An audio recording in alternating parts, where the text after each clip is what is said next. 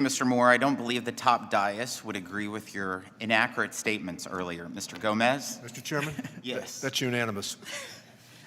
Thank you, Mr. Chairman, and Commissioner Wolfo. Thank you for being here today.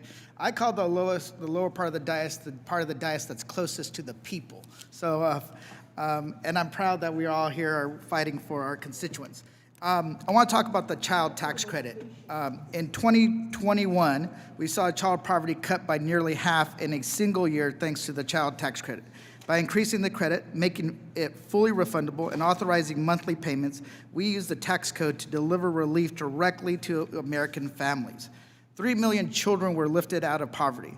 But despite our policies giving working and middle-class Americans more money in their pockets, which all my Republican colleagues claim is their goal, every Republican Congress let these vital provisions expire.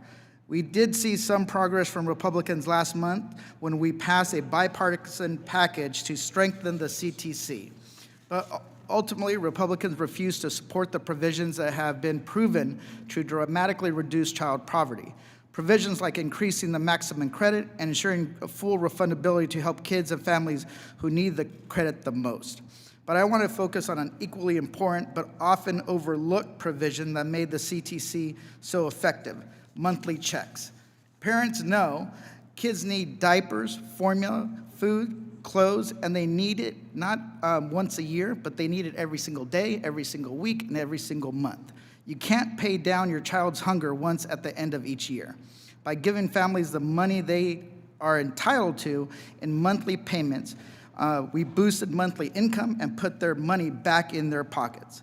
Making payments monthly instead of annual has the power to change the lives of working people all over the country. That sounds like something the Republicans should support if you listen to what they want from the tax code.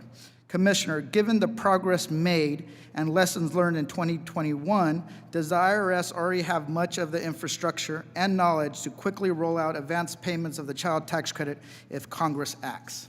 It certainly was a beneficial moment for us to re-engineer our systems, update our processes, and go through the effort and resolve it successfully. I like to say we now have the muscle memory and should be able to implement something like that easier than if we were trying it for the first time. I appreciate that. And one of the things that I was informed about is that it also wouldn't cost that much. So it's something that I know would make a difference. You know, some people say it's only $250 to $500 or even $700 a month, but to working people, that is a lot of money that can make a difference when it comes to making basic ends meet. And then another aspect of making the child tax credit effective is ensuring that taxpayers claiming the credit are treated equitably.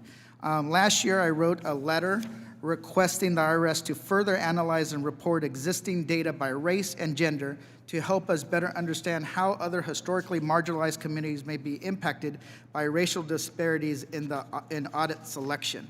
I appreciate your leadership announcing that the IRS is taking meaningful steps to address these disparities, especially for refundable credits like the EITC and the CTC.